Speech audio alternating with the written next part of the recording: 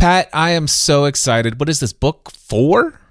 Book 4, first traditionally published book. 5 if you count my study guide for architects, though. Oh, okay. Yeah, fair enough. Yeah.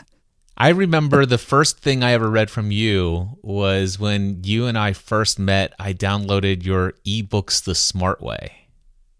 Well, technically then maybe 6, because that was an ebook about writing ebooks.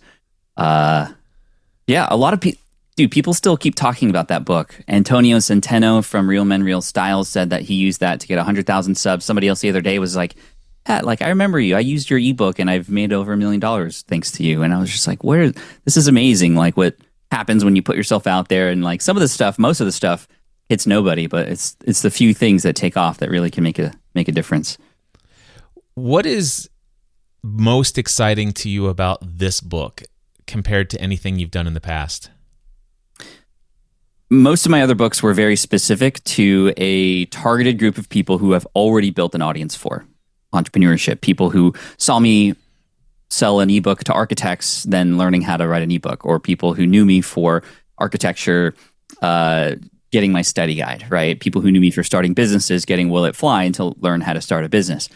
This one targets people that, yes, are entrepreneurs, but also so much more. It targets anybody who wants to learn how to do anything faster and more efficiently in the crowded, information overloaded world we live in today. And that's me attempting to use the book to reach more people versus using my books before to go deeper with people. Now, of course, I want to go deeper with everybody, but that's why this is the first traditionally published book. It's not just an entrepreneurial book. It's self-help. It's self-development. And through the process and how exciting that is to potentially reach a new audience, there's been a lot of doubt in my mind. A lot of the imposter syndrome has set in. Even after 15, 16 years of doing this, I still am met with those devils that try to stop me from doing something that I'm passionate about and that I'm excited about. And it's because it might have the potential to reach new audiences. That's what's most exciting to me. And to start a conversation about just the way we attempt to learn things. And I think hopefully it can be an agent of change and discussions that are important to actually make change happen. I love that. I will say, Pat, you and I have been very close friends over the years. And this book is the one book that resonates the most deeply with me. Really? And I mean, Superfans is amazing. And you and I Superfans reminds me, it's in the genre of Tribes by Seth Godin. It's like, dude, and it reminds me of Kevin Kelly's article from 2008, 1,000 True Fans. But there's something about this message that I think most people have never really grasped the concept of what you're calling lean learning. And in fact, by the way, the book, for those who have not read the show notes already or the title, the book that Pat is releasing on June 3rd, 2025, Lean Learning, How to Achieve More by Learning Less. And what I love about this is it is something that I feel has always been my own natural approach to learning things. Rather than going in and getting certified or going in and taking all these courses, I feel a lot like your friend George in your old architectural firm days in the way that he developed his skill in golfing. Can you tell that story? Yeah. So back in my architecture days, we worked 9 to 10 hour days, so it was hard, but we always had the weekend to look forward to because my buddies, George, Terry, and I would go golfing. We'd had a 6:30 a.m. tee time at the Alameda Golf Course pretty much every single weekend.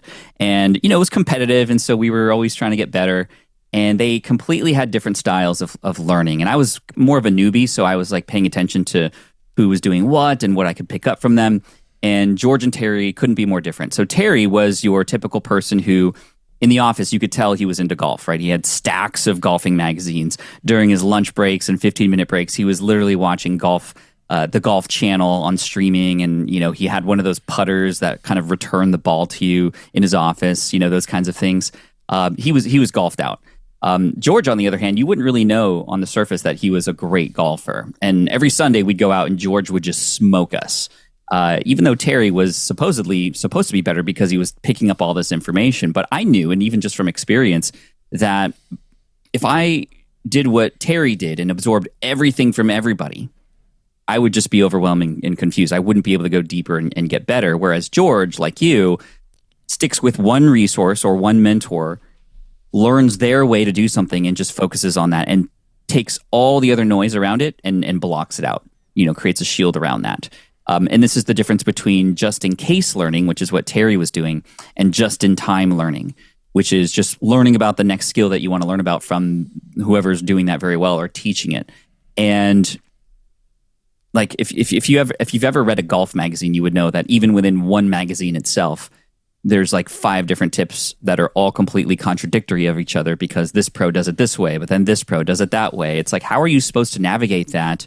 And we're almost over-inspired in a way by having access to all this information that we have now versus, again, just just like you, just like with your ham radio stuff. It's just like, let's just go deep and learn by doing, learn by making mistakes. And that's the other thing. I think Terry was more of and you could tell when we were on the golf course, he would like mutter to himself, be like, all right, Terry, head down, shoulder up, arm straight. Like he would tell himself all these things that he was doing versus just like feeling it in the motion and doing it and learning as you go. And, the mistakes that we make are important, right? A lot of times we are fighting against perfectionism. We're fighting against the worry of making mistakes. But those mistakes, which we think are going to derail us, actually become the guardrails that we then can work within. So yeah, you are definitely like George. You like to go deep. You like to obsess, but not uncontrollably. Yeah. Right. You do it with intention, and that's important here. And it's so hard to do today if you're not careful. There is something in that section of the book, and I highlighted it, underlined it, and it's one of my favorite statements. Unsubscribe from everything. Mm-hmm. And I have a perfect example of this. You brought up amateur radio, but another thing that happened to me in 2020 during the pandemic, I was exploring all sorts of interesting things because, well, we're locked in our home, and what do we do, right? So I read this book that was Steve Jobs' favorite book called Autobiography of a Yogi by Paramahansa Yogananda. And by the end of that, I'm like, oh my gosh, I want to read more and study more from this guy. So I read his 2-volume commentary series on the original teachings of Jesus. And so I'm like, oh, I want to learn more from this guy. And so I signed up for something called his lessons to learn yoga, Raha yoga, which is it's not yoga like you go into a yoga studio and do body stretches or anything like that. But this whole idea of how to experience divine union with God, if you will. And so you sign up for these lessons. They get delivered one a week, every couple of weeks for an extended period of time. And I got to lesson number 7, and in between the weeks that they were doing it, I'm like, okay, I still have an insatiable desire to learn. And so I'm learning other things from other teachers, kind of like I started going down the path that Terry was going down in the book. And then all of a sudden I get to this one lesson, and finally Yogananda says, listen, it is very important that at this stage in your journey that you pick one path, and you don't have to pick this path. In the event that you're exploring multiple paths in your spiritual journey, I suggest that you pick one. And he gives an example. So for example, if you're actually studying hypnosis, then choose, and that's calling for you, put these lessons down and go there. And he mentioned a couple other different paths. Mm-hmm. He's like, whatever path is calling you the most, go all in on that path, and essentially unsubscribe from everything else. And this is the crazy thing. This is what started me, and yet Yogananda said, if you're feeling called to study more than this, find the one that calls you the most, go there and put this down. That's did wonderful. That. And I went down, and it's like, oh my gosh. And I found something that actually helped me experience what typically I understand takes some people sometimes a lifetime. Some people argue multiple lifetimes. But anyway, we won't go there. But anyway, what takes most people a lifetime, I actually, because I went down a different path and actually explored then a different path from that and putting that one aside, just in time learning, real experience, I ultimately ended up what I desired, like much faster. It's like, just follow that intuition, follow that heart, find what resonates, what feels aligned, go in on that and ignore everything else. Unsubscribe from everything. We've talked about this a lot in the Green Room Mastermind. Amongst most of the members, in fact, have had a moment where I can remember where there's just a lot of noise and it's like, no, pick one and go with it. And we need each other to be able to point that out. You needed this instructor to, within this lesson, I mean, what a blessing for this person to say and call out like, hey, by the way, let's stop for a moment because we're in automation mode, which when, we get into a cadence or rhythm of life and we just go with the flow. And every once in a while, we need to stop the flow, zoom out and go, okay, am I doing what I should be doing? Are the actions I'm taking representative of the goals that I have or the desires I want in my life? And for most people, we just are in too much of automation. And it's hard because we want to automate everything because that's the buzzword and the less work the better. But you have to burn some calories to check in with yourself every once in a while. And every once in a while, you have to unsubscribe from everything.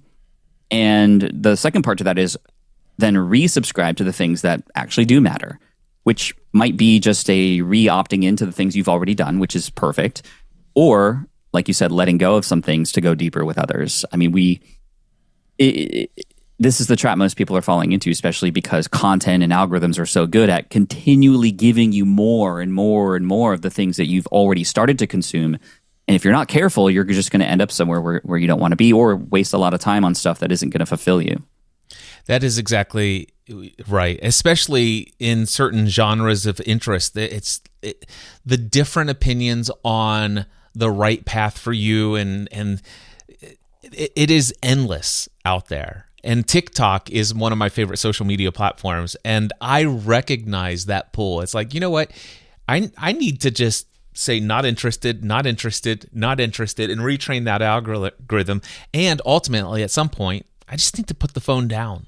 Let me sit in stillness. Let me sit and ponder. Let me feel where I'm pulled to next, not because of an algorithm, but because my soul is leading me there. So I love that. I love what you said about allowing yourself time to just be and think.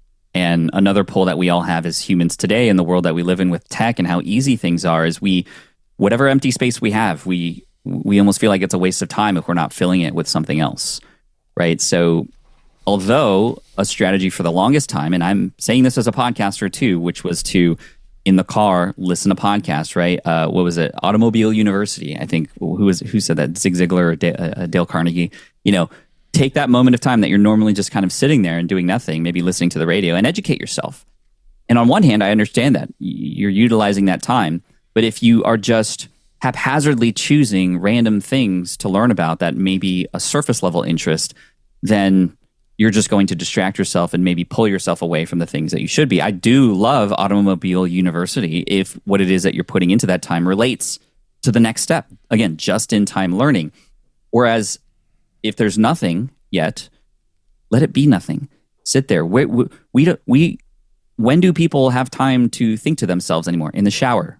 Because that's the only time that you're not in front of a device, right? Hopefully. Yeah. I mean, maybe some of you might even play with the iPad I'm not going to even go further with that. But we have what we call shower thoughts, right? That's a thing because that's the moment where you're not distracted by anything else. And a lot of times our best ideas come in the shower, right? We say that, we hear that all the time. So why not allow yourself more quote unquote shower time or just you time by maybe driving in silence? Wow, what a weird thought to do that. But what a wonderful opportunity to be with yourself, just like back in the day before technology. You'd go on a hunt or something as a caveman or something, and what do? You're walking back and you have time to think to yourself. You have time to decompress from that. You have time to just be before getting back to your community and feeding them or whatever the case may be. We don't have those kinds of moments anymore. And so again, a big takeaway here is just like slow down. Absolutely. Right? Slow down. A couple of weeks ago, it's probably about 6 weeks ago, maybe anyway, 5 or 6 weeks ago, I was out walking with Stephanie, and I guess maybe it was allergies or something like that, the pollen in the air. I got this head cold, and it got pretty bad. I mean, it's like I was like exhausted. I could hardly sit up for a couple of hours, and just really just congested, everything.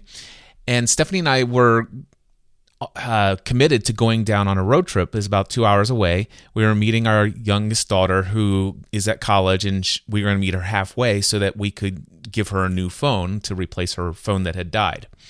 Stephanie drove down because I was not in a position where I could drive. Now, we had a conversation on the 2-hour drive down, so I didn't have my phone out at all. We had the most amazing conversation. But once we had driven down there, had an amazing conversation, had about 2 or 3 hours with McKenna while we were having lunch and stuff like that. On the way home, Stephanie's listening to an audiobook on the drive home. She's, of course, driving home. And this is one of those things where it's like, I am so thankful I was not feeling well, because what I did is I just sat there in the passenger seat of the car and simply sat in silence and observed all of the scenery. I've been on this stretch of road from Louisville, Kentucky to Cincinnati, Ohio, Northern Kentucky area hundreds of times. But I think for the first time in my life did I actually see just how beautiful the hills are. Wow. And it is just absolutely amazing. Can I tell you a similar story about my wife and I? Yeah. So we recently invested. We don't, although we're very successful in business and stuff, we don't buy lavish things, right? We really more invest in experiences over material things. However, we did decide as a family to invest in a material thing recently because we thought it would be a way to help us, especially my wife and I, and we invested in a hot tub. And so we got a hot tub placed in the backyard, and we're like, oh my gosh, like we can go right from the hot tub upstairs after we're done. We don't have to go to the community pool. We can just be. And yes, I bought it for health purposes, to relax my muscles and to get better sleep, which actually it has helped with that. But the one byproduct of this that I love more than anything is that my wife, April, and I, we go into the hot tub every single night. We don't have our phones. There's no TV on. And it's just the stars and us sitting in this hot pool. And this is our alone time now, which we haven't had for a long time since we've had kids, because the kids have required so much time and effort from both of us. And I'm working and she's stay-at-home mom and super busy. And so at night, every night, this is something that we both look forward to. We can reconnect every night by putting things away, by slowing down. And sometimes, when I think about it, I'm like, oh, we could have done this at any time. But we needed that thing, the hot tub, to like become the vessel to which we can then just be with each other now. And we have like a healthier relationship than we've ever had simply because of a hot tub. So I'm not an affiliate for any hot tub companies, but if you know of any, happy to discuss. But yeah, I mean, just again, slowing down, being with nature, being with each other. I'm online 98% of the day, it feels like. And I can't really recall that many quote unquote special moments that have changed my life by just, being connected to the internet. Every most important moment of my life has really happened as a result of in-person stuff. It's been people online who I've then met in person when then magic happens, not like on a FaceTime or anything like this. I mean, podcast interviews and things like this are amazing. But I mean, we were just together in San Diego at Mike's event, Social Media Marketing World. And that dinner that we always have every single year is so special to me, and it becomes a highlight every single year and something I'll always remember. And I feel like this book in a way is a calling to people to get back to how things maybe used to be. If you imagined how people learned back in the day, like how did a blacksmith learn? They didn't learn by, going to school for 10 years and then kind of doing it. They had a mentor. They went into the shop and hit things with hand. I'm not a blacksmith, so I don't know the terminology, but like the forge was on and they were there and they were feeling the heat, and the instructor was there literally showing them how not to do it. And you make mistakes, you break a few things, you didn't do this correctly. Cool. I'll remember that the next time. I remember going to Berkeley for architecture school, 5 years. I learned so much. However, I learned more in the first month of actually being on the job as an architect than of useful, actually applicable stuff that helped my career more than 5 years of going to school at Berkeley. Things need to change. I think we're not adapting fast enough to the world we live in now because information is plentiful. Everything you would ever need to know is there and at your fingertips. And if information were the answer, we'd all be where we want to be, but we're not. Yeah. So, that is so true. Everything that we could possibly need to know is instantly available at our fingertips. And the problem is that most people don't have the clarity of what it is that they want to create. And those that do are so distracted by the plethora of other things that they allow into their lives to distract them. And I really loved, I picked up when I was reading through the book, I picked up on the just-in-time learning. But just now, earlier in this conversation, you said just-in-case learning. And I never really thought about that. But the number of people who are wasting countless hours of their life with acquiring information that they'll never need. Mm-hmm. That's amazing. Yeah. I mean, and let's think about why we do that. We do that because not too long ago, information was scarce, right? Information was like food. When you come across it, you absorb it because you might not come across it later, right? And we're still treating information that way. However, we're now at a buffet line of information. We're gorging on all of it. And just like our bodies, we are slow and lethargic and obese with information now that we're just kind of slow to move and confused and foggy as a result. And not only are we at this buffet line and, choosing to put all this extra food on our plate, and like literally constipated with info, we are getting force-fed information if you allow these algorithms to, again, start putting stuff in front of you that you didn't even know you needed, but are so well crafted and with hooks and with data and your search history behind it. I mean, the chances of actually being able to do this are very slim unless you take some control, right? And so what people often do is they just absorb as much as they can because we think that, eventually we'll use it when, like you said, you hardly use any of it. So instead of, this is really FOMO, right? The fear of missing out, right? Like that new article comes across and you read it because everybody else is talking about it, even though it's not necessarily relevant to the thing that you're doing now. It might be tangentially related or something that you can use later. But here's the thing. If you put it aside and say, not yet, I don't need this now, by the time you do need it, there's probably a better article that's more relevant and timely that has recently come out, right? So for a while, people had this strategy to counter FOMO called JOMO, joy of missing out. And at first I was like, oh, that's cool. But then I actually started to implement that. And I was like, no, I'm just pretending to be joyful. Like I'm just kidding myself. I'm not joyful that I'm missing out on all this stuff. It doesn't feel real. So I've come up with a new concept called joy of opting out, where you have joy in your choice to say, not yet. No, I recognize that. I see it.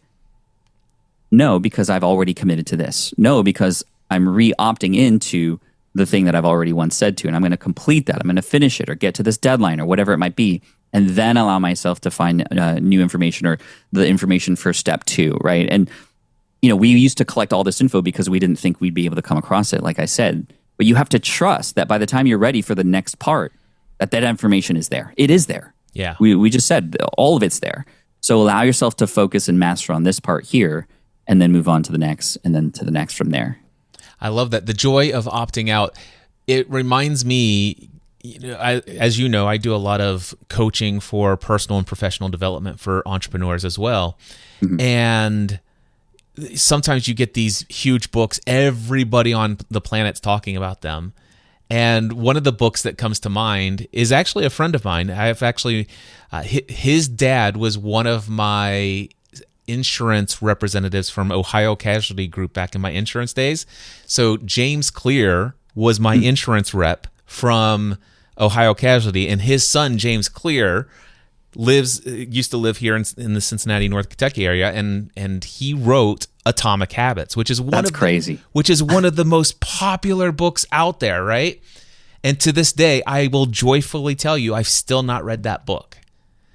And there's probably a dozen or more other books that are at that level that I still I'm like, yeah, I know everybody's talking about it, but I've not yet felt the call within. There's this like, I need this right now. Mm-hmm. And good for you. It's like, and no offense to James.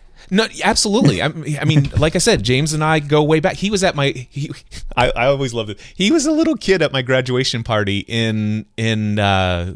from high school. So, oh my gosh, my mom and dad threw a graduation party for me. They hired a band. I remember. I'll never forget this. They hired a band to play, and "Achy Breaky Heart" was the number one song, and they played it like 8 times at my graduation party. But James Clear, the senior, was there, and he brought his son, who at the time was just a little boy, and it was James Clear, and it's like, so that's how far we go back. That's amazing.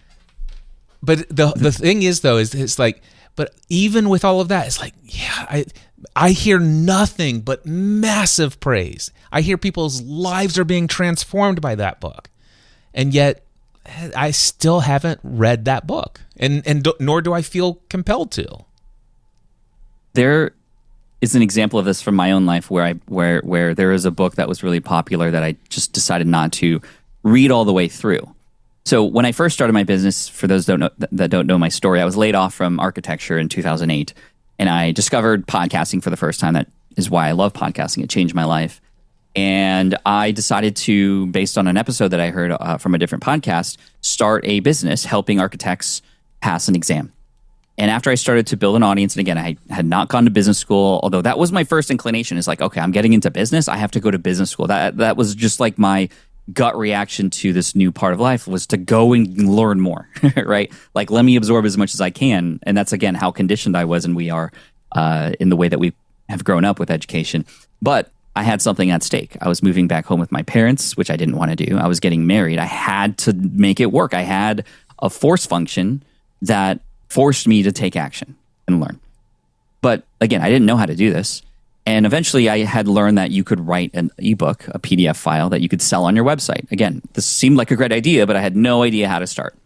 So I started researching all the different parts of things that I need to learn. I need to learn how to get this thing on, write a manuscript. I needed to know how to format it, to design it myself. I couldn't afford to just give it to somebody to do, so I had to figure this out myself.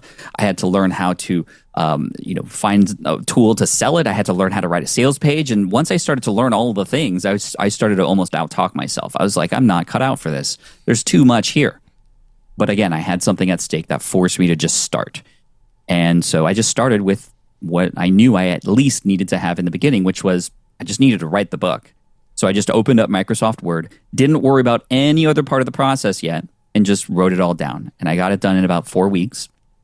And then I had this 47-page Word document that was just kind of bland looking. So I needed to do the next step, which was to format it, to add some images and to make it look nice. I had never done that before, but I found some YouTube videos and some people who had just taught me really quickly how to do that. So I created a landscape format, 2 columns, and added some images. It looked great. Now I had this PDF file, and I was more motivated than ever because I saw that I was making progress. So as much as it was an unknown to me for how to sell this thing, I was determined to figure it out. And so I asked a couple people, and I was not afraid to because I had this thing at stake again. And I found a tool called eJunkie, which you might remember from back in the day. Yes. where you could upload your digital file, PDF file, or what have you, and then you get back a button that you could put on your website. And I was like, okay, got it. I did it. And I was like, okay, I got this button, but I can't just stick it on my website. I need a sales page to do this. I didn't know how to write a sales page. I was not a copywriter. I didn't know any of that stuff. So I asked around, and I found a book called Moonlighting on the Internet by Yannick Silver. This book contained, 30 different strategies of all kinds of different ways to make money online, from eBay to all kinds of other things. I didn't need any of that. All I needed was the appendix in the very back of the book, which was a Mad Lib style sales page that I could just plug my own product in, my lead exam walkthrough, which is what it was called. And I copied that sales page, put it on my website, and that has since made 7 figures since 2008 from not learning all the things and then implementing, but by taking it one step at a time, then trusting myself to find the resources to help with the next step until I got to launch. And so, again, like with books, like maybe there's one chapter out of James Clear's book that you could get some value out of, but you don't need to read the whole thing. But how do we read? We read entire books and then maybe do one thing in it because we forgot all the other things. What if we used books like how we used to use the library? Let's just find the one thing we need, use it, and then put it back and be okay with that. But we're not. Like if you're subscribed to podcasts, sometimes you have this feeling of if a new episode pops up, you're like, if two show up and you haven't listened to both, you almost feel like you're behind, right? Like you are not good enough, or maybe something is wrong with you because you haven't listened to all the episodes that are now in your feed or read all the blog posts that are in your RSS reader. We need to change that because that's not helping at all.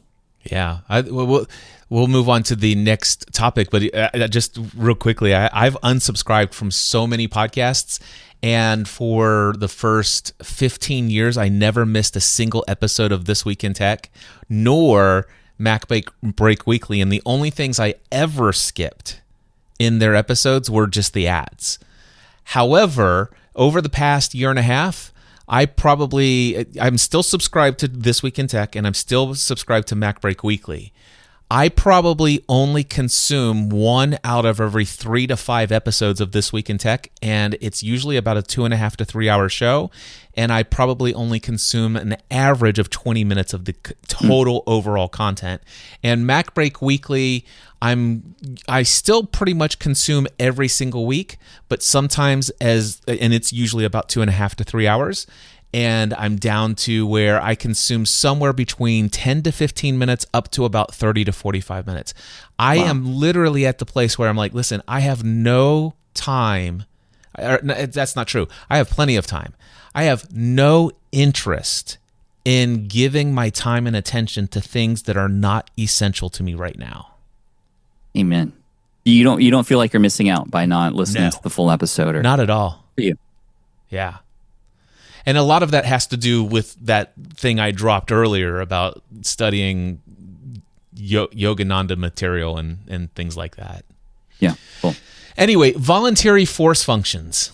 You talked about this idea of what would life look like, and could I learn things faster if I put myself into high pressure situations? And it's all when I first started reading, I'm like, oh, is Pat really going to go there? Because I used to be one of those kind of people. It's like, you know what?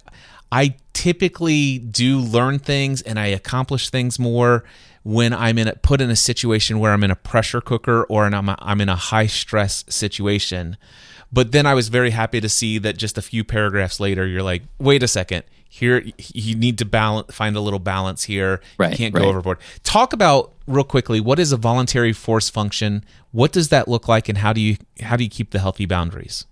Yeah, the healthy boundaries are important. I'm not saying put yourself at huge risk, but if there was nothing at risk, then what is forcing you to learn and take action and actually do, right? So again, the balance in between. I'll give you an example. This is my earliest example that I could remember of a force function that kind of changed my life. And this was a voluntary one. I mean, getting laid off and figuring out business was also a force function, but that was involuntary, right? But so much happened as a result of that. So I started to question, like, are there ways that we can put ourselves in situations to actually finally do things that we've been waiting to do or procrastinating? Because, I mean, when there's that deadline, which is an important part of this, right? When there's something meaningful on the other end of that, those things combined allow you to finally start doing.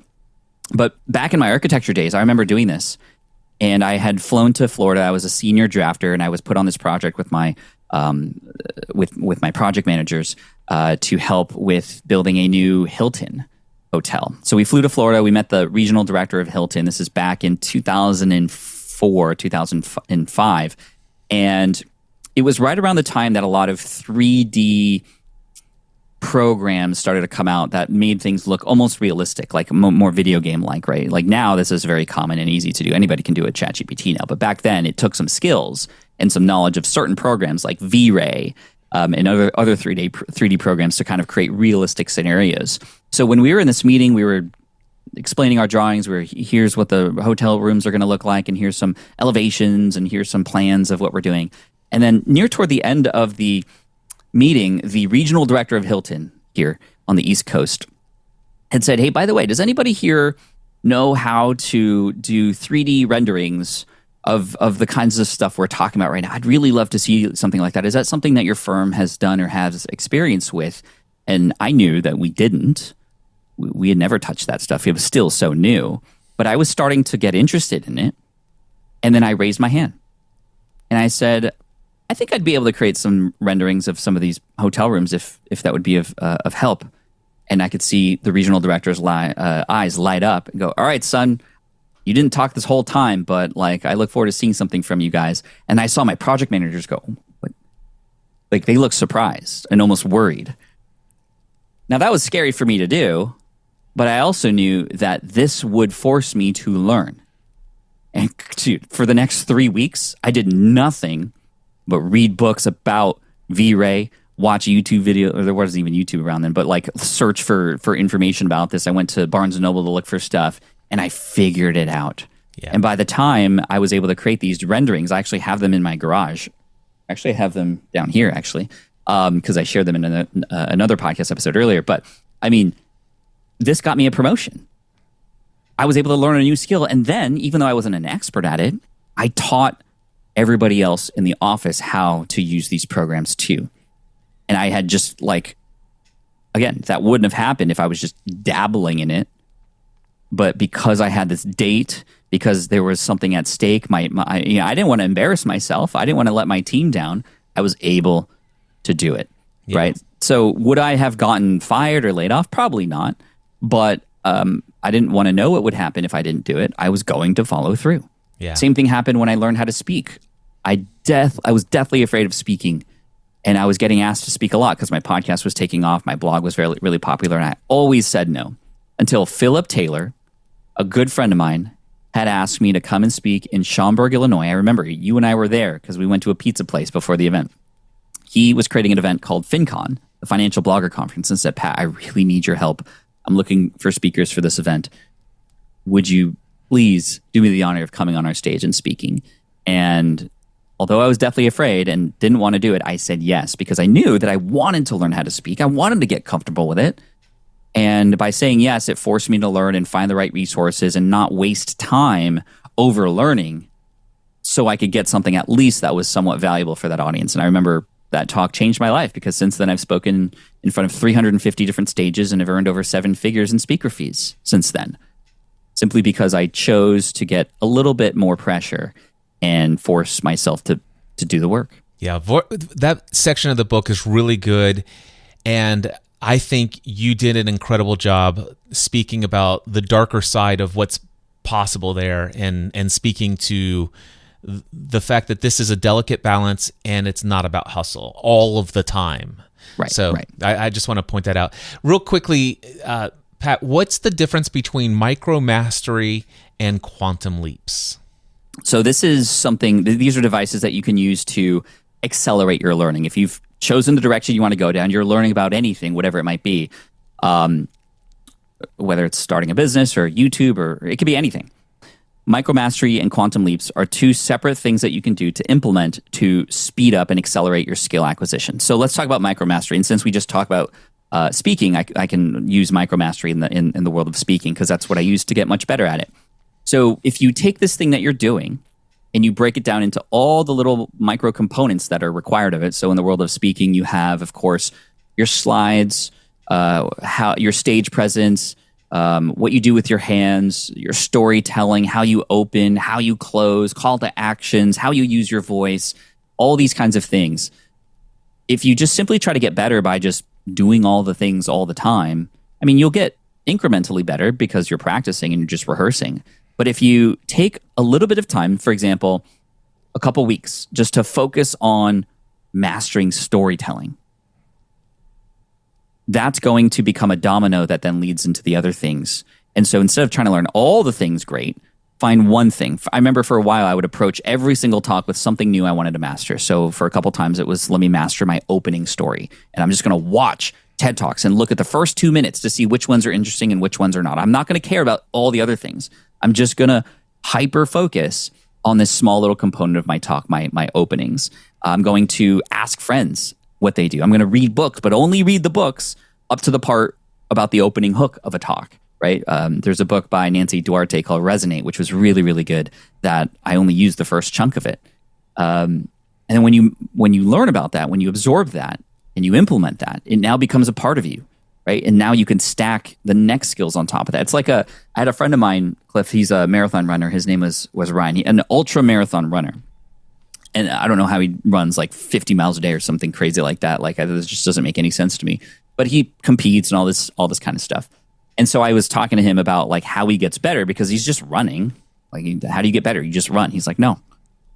He taught me about micromastering in the world of running. So for a month's time at one point, he was just focused on how his feet landed on the ground. Just that little part about his heel and how the toe comes off. He literally hired a person with a slow-mo camera to film him running so he could really begin to calculate his stride and like everything, like down to the science of just like how his heel hit the ground and how the energy transfer happened depending on what angle. Like, it got really, really deep. But once he learned that and mastered that, he started to add other things. He started to focus on his breathing and focusing on just breathing through his nose. And that increases endurance over time, not by just dabbling in that, but by mastering that, hiring people and talking and reading about this all the time for a period of time until he absorbed it. So this is what micromastery is, and you can implement it in anything that you are doing. Quantum leaps are kind of the opposite. It's where you kind of take a moment of time to go big rather than go small, right? So for many people, it feels like a leap of faith. Like for Nathan Barry in the story, I talk about how he was dabbling in many different businesses, and it wasn't until he took that quantum leap and let go of very successful businesses to go deep into Kit, or ConvertKit, which turned into Kit, that it finally had his time and attention to be successful. There's also a mini section inside of Quantum Leaps, which is probably my favorite section of the book, where I talk about Power 10s. Did you get to that section? I read the entire book. Oh, thank you. So Power 10s are something that rowers implement if you're on crew. So, like Ivy League schools and crew where there's 8 people on a boat plus a coxswain who's kind of yelling commands. So I rowed for Cal Lightweight, obviously the lightweight team. And the coxswain, in order to speed up the boat, because we'd be rowing and we'd be on pace, but if we wanted a burst of energy, if we wanted to go faster and get ahead of the boats next to us, he would implement something called a Power 10. And that is where for 10 strokes and 10 strokes alone, the rowers on the boat give it their all, just for 10 strokes. And when you see a boat from the shore implement a Power 10, it's just like a hot knife through butter. I mean, they go so fast and they get much further ahead. And the fun game in a race is then now the other boats will do a Power 10 and you kind of have to time it, and that's what makes it fun. But imagine in your life, we are coasting, we have a rhythm, we have a cadence. Sometimes to get better or go faster or enhance things, we have to implement our own version of a Power 10. Almost like how companies will do a hackathon, right? For 24 hours. All right, everybody, coders, get your pizzas and Red Bulls, because we're going to go 24 hours straight, and we're just going to dedicate 24 hours, just 24 hours, not forever, on coding something new and coming up with ideas, right? And it becomes an event. It becomes momentous. It becomes something that often is the birth of many new ideas that wouldn't have happened without that heightened period of time. For podcasting, you and I implemented Power 10s and still continue to do so every once in a while, where, I go weekly, but sometimes I might go, hey, everybody, for this next upcoming week, because this is something we're celebrating, we're going to have a new podcast episode every day. Just for 7 days, though, just for a week. We're going to call it, Power Week or whatever, or Marketing Week, where we have a new guest and we're going to talk about a new aspect of marketing just for this entire week every day.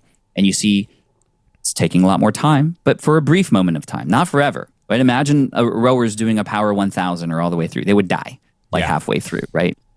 This is why, yes, having a pace is good, but every once in a while, doing a little bit of a sprint to get ahead and implementing that in your own life and your learning can be huge for just gaining momentum and seeing results that maybe if you've met a ceiling or you feel like you've sort of like hit a plateau, implementing a Power 10 and taking those quantum leaps feels really good. I love that. My own Power 10s that I remember the most are, I'm going to blog once a day, every day for the next 30 days kind of things. Yeah. I love that. Okay, so Pat, my favorite section of the book is the final section, and it is from learning to leading. So while we teach, we learn is a quote that's at the front from Seneca. Mm-hmm. And teaching is one of the most effective ways to solidify your own learning and deepen your expertise. And I will tell you, one of my favorite things is to take something I know almost nothing about and then go and study for 2 or 3 hours and then hit record and start a brand new podcast just on that topic. and go and create and teach what I just learned. It's like, I have not mastered this. I barely understand some of the language, but here's what I'm perceiving. Here's what I've learned. And I love to teach it. And the number of times that it didn't sink in when I read it.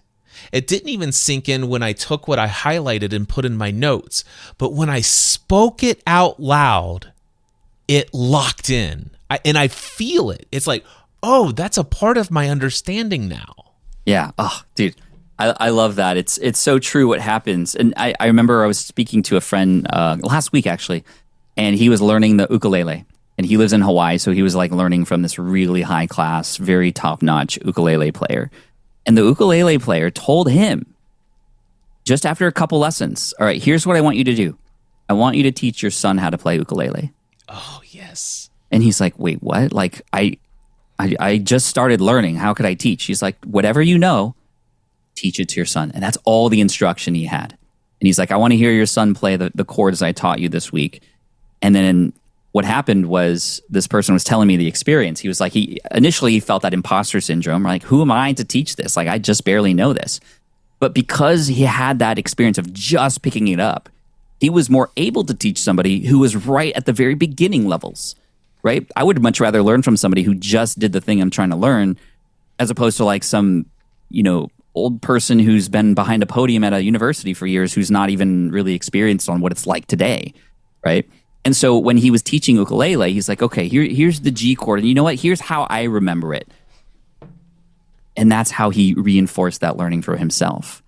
Because he had, in a way, a force function put in front of him to now teach this stuff, to reabsorb it. Even myself writing this book actually helped me uncover these concepts that I've been living for years to help me accomplish so many things in such a short period of time that I never really could.